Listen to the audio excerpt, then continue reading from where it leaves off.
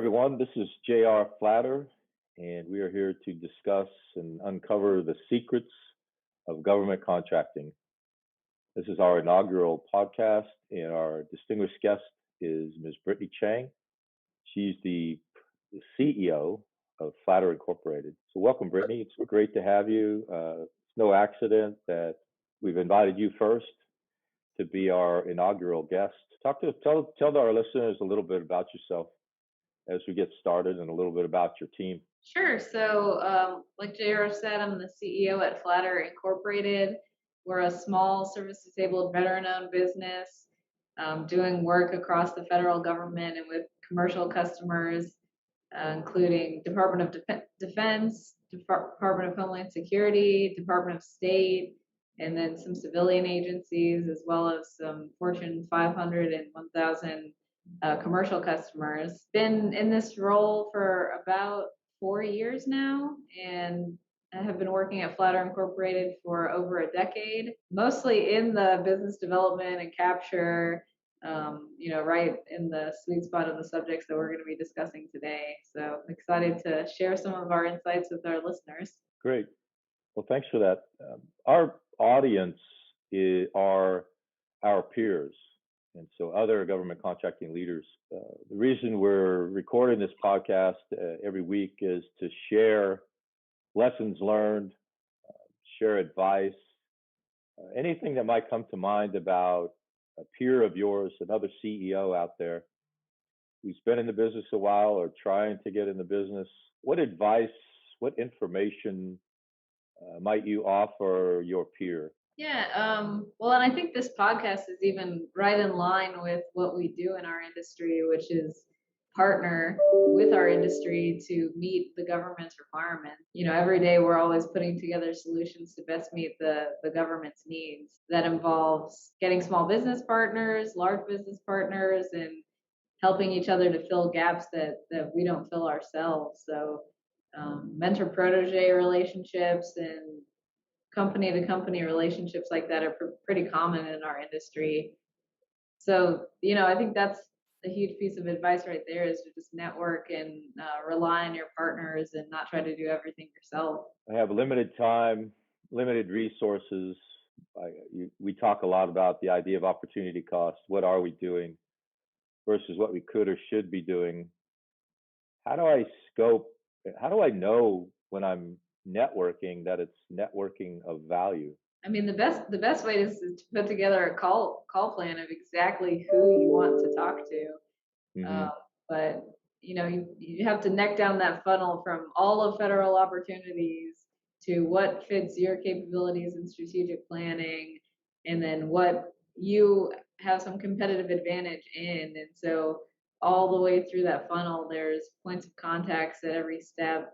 It's kind of funny though, because along the way, a lot of the mentors and partners that we benefit from sometimes are companies that we'll never share in revenue with.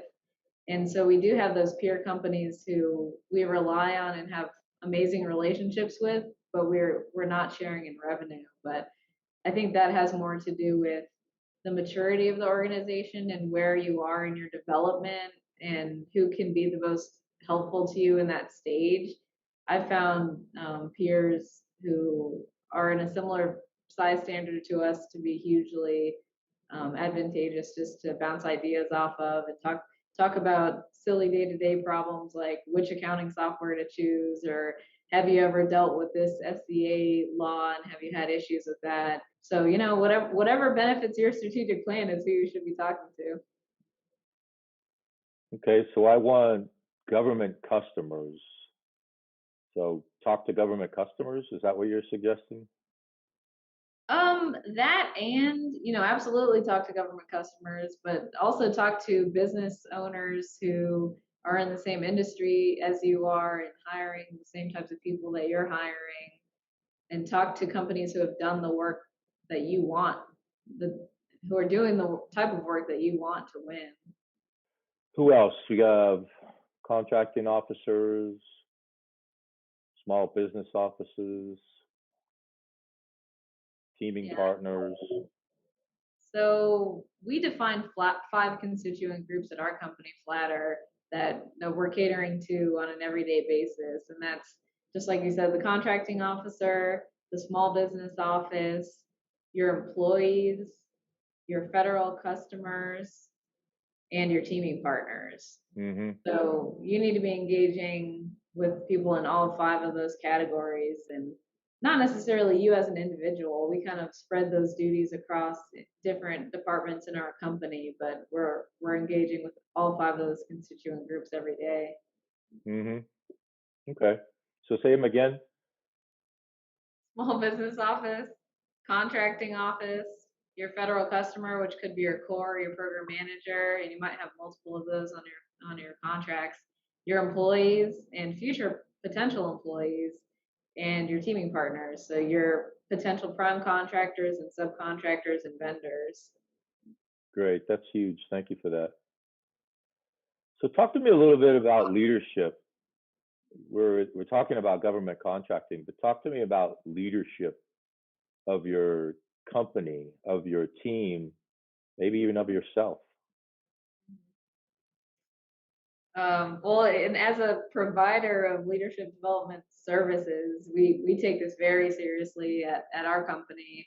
We have a chief learning officer, which is you. So a lot of companies don't have that role, but um, I I would say we're actually more focused on our own employee development than most other companies and most other competitors that we have. And I think that's where the leadership really starts, is not just for yourself and for your executive team, but that you are reaching out and making sure that every single employee at your company has a professional development path. In our industry, it's really easy to be short-sighted and say, hey, this employee is only working a 3-year contract. After this, they're not going to be here anymore. But those employees leave your company and boomerang back in 7 years. And um, at one point, we had a metric that every single one of our employees of our population, 15% of them had left the company and come back. And Wow. we were able to benefit again from that investment that we put into our employees. Mm-hmm. And it's paid huge dividends for us, even for employees who have departed. I think the cultural impact it has in investing in the individual really pays off. Mm-hmm. What if you make all that investment and they leave? Well, they do leave, and absolutely that that's going to happen. Um, but I think the cultural advantage of doing it and the level of employee engagement you get from investing in your employees, that directly benefits your customer. So they're going on government site, and they're motivated, and they're getting their project management certification, and you're getting better CPARs, and you're having higher employee retention. So I think it benefits every aspect of our contract execution. Okay. Thank you. Talk to us about your leadership journey. How'd you end up in the CEO chair, and are you having fun? So my journey is pretty unique, I guess. So I'm your daughter. So I grew up with an entrepreneur in the household, and I think it was somewhat contagious for me. I got really excited about the prospect of running a company and running the business, and in particular serving the Marine Corps at the time. Which, having grown up in the Marine Corps, I was really excited to continue supporting them. Um, so just, yeah, a combination of the passion of the mission and also the idea of owning a business and running a business. So I went to school to study that.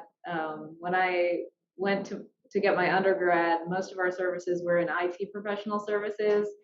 And so I went to get a degree in management information systems, which is a business degree with an IT flavor, and absolutely loved that, and came back to Flatter and continued um, kind of gathering up experiences in every department, from accounting, finance, contract execution, business development, proposals, of course. So, just making sure I was well rounded in the company as a whole, because I think we all always had unwritten agreement that we were gonna do this together, and I'm absolutely loving it and enjoying it. And now I'm continuing my education and getting my master's degree in Homeland Security. Um, and it's kind of having taken a decade-long break from my undergrad now to my master's. It took some getting used to doing the research and the reading and getting back in that mode, but I'm really enjoying that as well. Okay. So do I need all of that if I'm going to be a leader in government contracting? Do I need a master's degree? Do I need a business degree? Absolutely not. I don't think you need a master's degree. I don't think you need an MBA. What I think you do need is an insatiable appetite for learning. And however you pursue that, it's different for everyone. But our industry is always changing. Our national security missions are always changing. The competitive landscape is always changing. So you really have to be willing to digest the changes, look forward at where the government is heading and where your company is going to meet those needs. And I think, going back to school could be one of those ways. Cybersecurity changes so quickly that if you got a certification in that today, I'm sure it's going to be so much different than it was 10 years ago. So I do think the learning process is important to success. Yeah. So one of the requirements of being a guest on this podcast is to tell us one of your secrets. I know you've been in business 20 years. You've been in the business full time for 10 years. Um, Tell us one of your secrets. Hmm. Yeah, but the secret sauce. So I'm going to give away a secret recipe here. And it's so simple. So one of my secrets in this industry is to send your employees birthday cards. Mm, And it seems, super simple, but that's just one of the things that we do for our employees to make them feel part of the larger flatter. Um, on government side, I think it's really easy to, out of sight, out of mind, that you don't see your employees and you're billing for the contract every month. But it's so important for us to connect directly with our employees, and that's one of the ways we do it. And I think it really helps with retention and making the employee feel like they're a part of the corporate culture. But it's just a simple thing, but I think it's really important.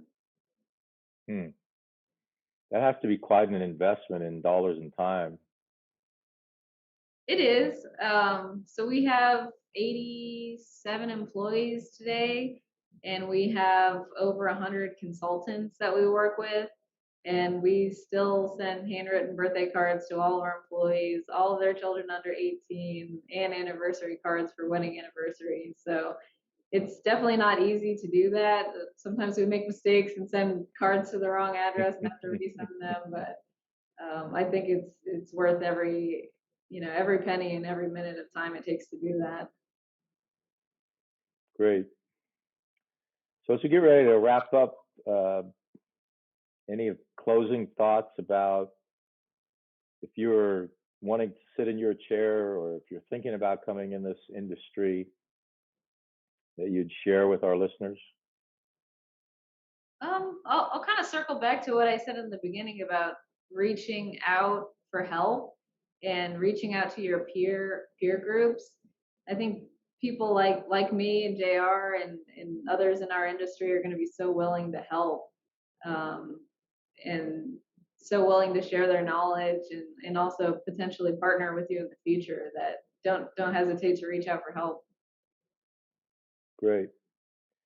Well, last thing before I let you go, and greatly appreciate spending some time with us. We're trying to collect the voices of the industry leaders, leaders in government contracting. Give us a couple names of people who stick out for you that you think should be on our guest list to learn from them. Okay, sure. There's so many of them, and I think it kind of depends on, are you looking for small business, large business? Because we're almost in completely different businesses. But From our network at the Homeland Security and Defense Business Council, we have a ton of great leaders on that council, including Cece DeCamp. I think she'd be a great one to talk to. She's an executive vice president at IBM for their federal practice. John Sod at Guidehouse similarly is an executive there and is known for amazing capture efforts and being well connected in the communities. And locally, we have a lot of local small business leaders I'd recommend, like Robert Johnson at Claxton, and there's many others, but I think you have a huge pool of great candidates to choose from. Yeah, it's funny you mentioned that. I put together a short list and it ended up being 200 names. So we've got about 4 years worth of guests in the can already. But I want to start inviting the people that our guests recommend and bringing those voices into our dialogue. All right. Well, I think there's a lot of richness in this few minutes that we spent together that you shared, and we're all going to be better leaders, better government contractors for it. So thank you for being here. Thank you. Thanks for having me. Absolutely.